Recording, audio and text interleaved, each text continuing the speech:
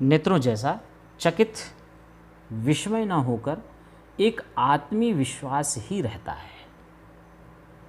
लेखिका कहती हैं कि गाय के नेत्रों में हिरन के नेत्रों जैसा चकित विस्मय न होकर, यानी हिरन के जो नेत्र होते हैं ना, वो आश्चर्य करने वाले, आश्चर्यचकित करने वाले, अचंभित करने वाले होते हैं, लेकिन गाय के जो नेत्र होते हैं उनमें आत्मविश्वास रहता है।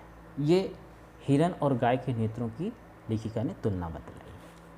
उस पशु को मनुष्य से यातना ही नहीं, निर्मम मृत्यु तक प्राप्त होती है, परंतु उसकी आँखों के विश्वास का स्थान ना विस्मय ले पाता है, ना आतंक ले पाता है। लेखिका गाय के अंतिम और मनुष्य के लालच, इन दोनों की बात कह रही हैं।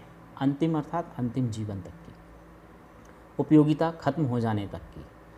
यानी आप देखते हैं कि जब गाय की उपयोगिता खत्म हो जाती है तो लोग क्या करते हैं, यानी कहने का मतलब है कि गाय जब तक दूध देती है तब तक लोग उसे ढूंढ ढूंढ करके, यानी पालने वाला जो होता है ढूंढने जाता है, ढूंढ करके लेकर के आता है, उसके दूध को दोहता है, उसको बांधता है, खिलाएगा पिलाएगा और उसके बाद दूध दुहेगा, छोड़ देगा।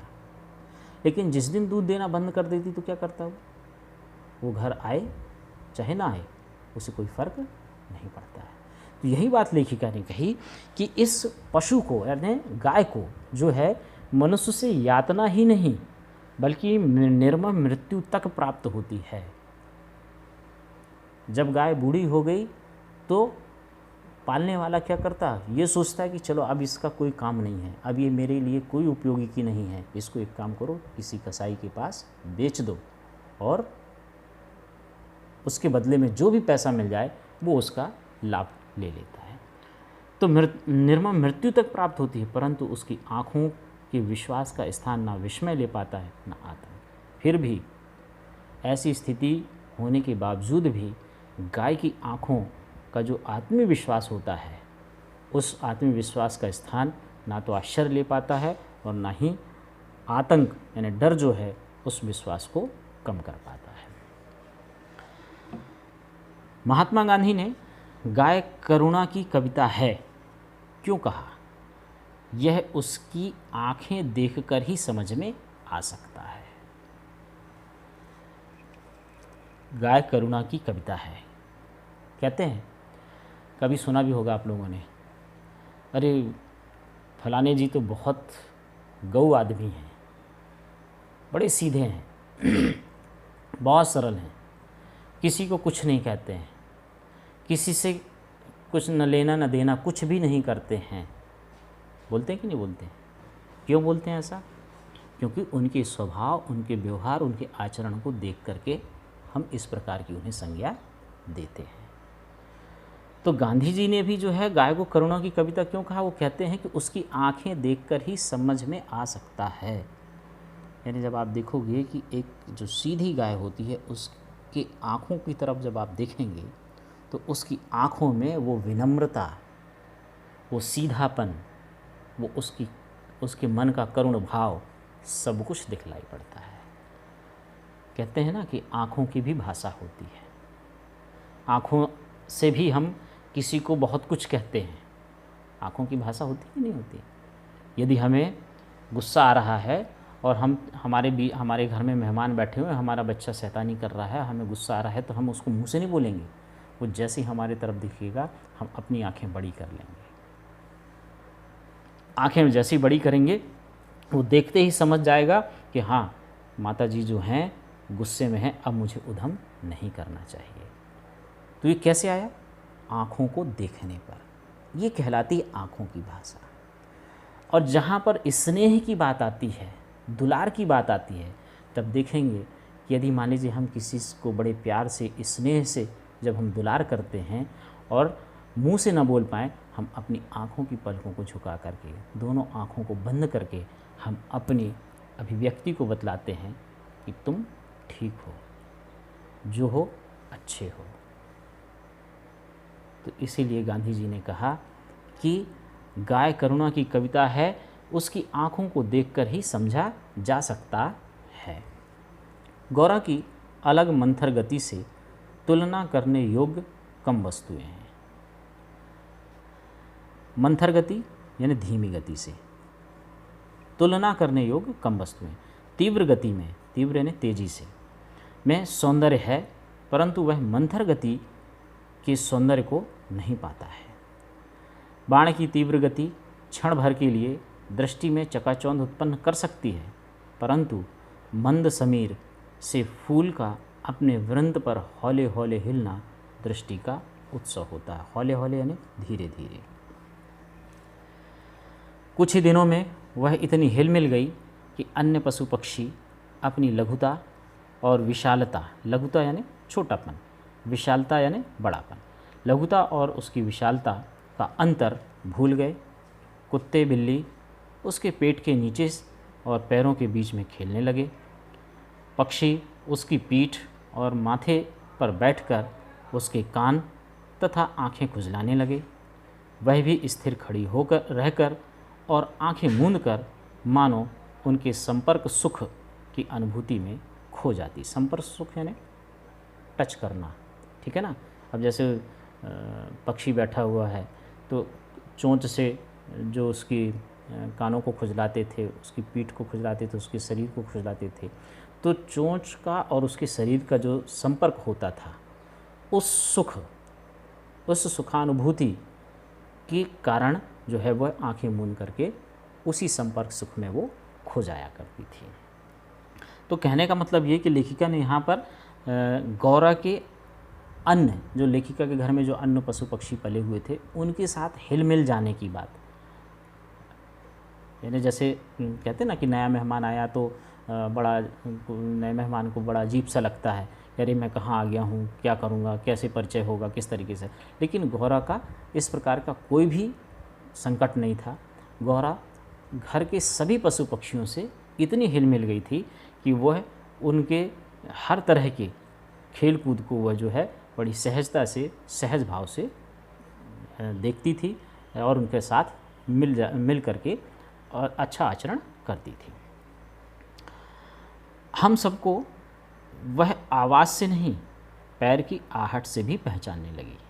देखो गौरा का, देखो गाय पशु का एक कितना सुंदर वर्णन कि कोई भी पशु हो, जैसे कहते हैं ना, चाहे घर में हम गाय की बात करें, पक्षी में यदि मिट्ठू की बात करें, या घर में पले हुए कुत्ते की बात करें, या बिल्ली की बात करें, तो ये सब क्या होते हैं, ये घर के सारे सदस्यों की गंध से, सारे सदस्यों को उनके शरीर की गंध से जानने पहचानने लगते हैं, परिचित हो जाते हैं।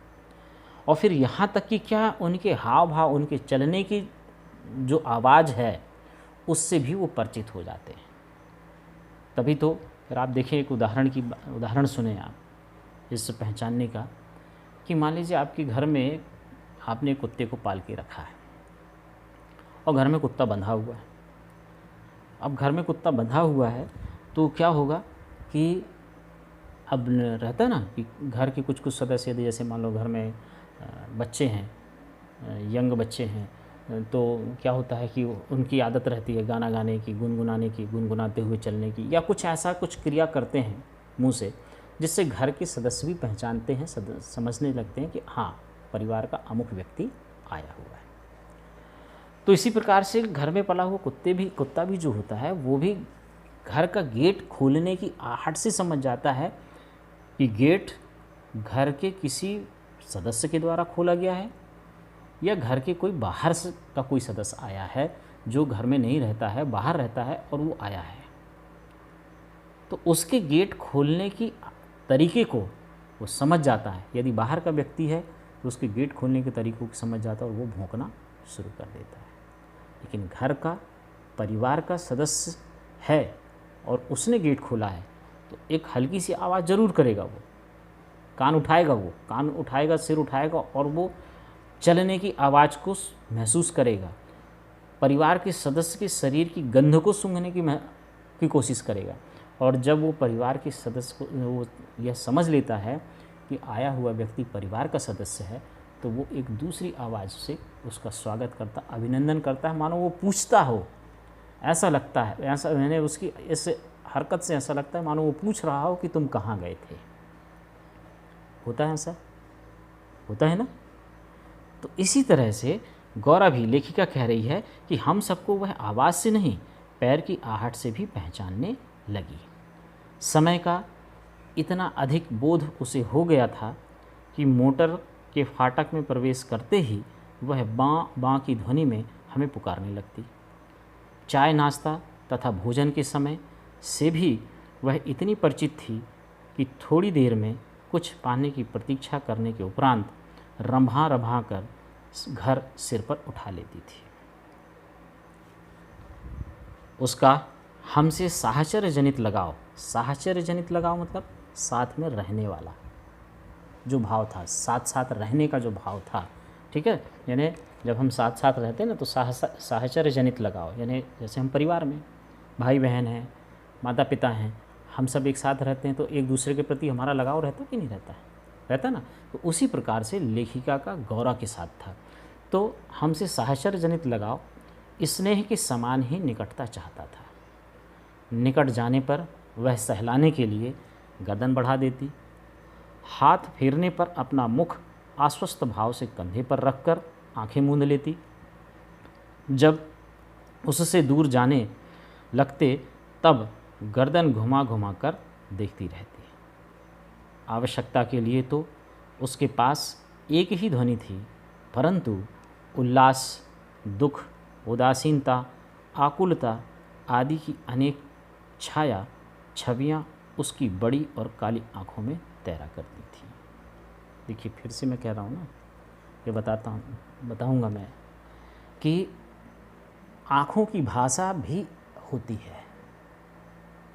केवल मुंह से भर बोला जाए, मुंह से बोलने के बाद ही व्यक्ति को कुछ बात समझ में आती हो, ऐसा नहीं है। हम शारीरिक भाषा, आँखों की भाषा, यानी कई प्रकार की सांकेतिक भाषाओं का भी हम उपयोग करते हैं। और पशु जो होता है, यदि आप पशु से आत्मीय रूप से यदि आप जुड़े हैं तो आप उसके उदास रहने की स्थिति को भी आप बड़ी आसानी से पढ़ सकते हैं। कैसे? उसकी आँखों में देखकर।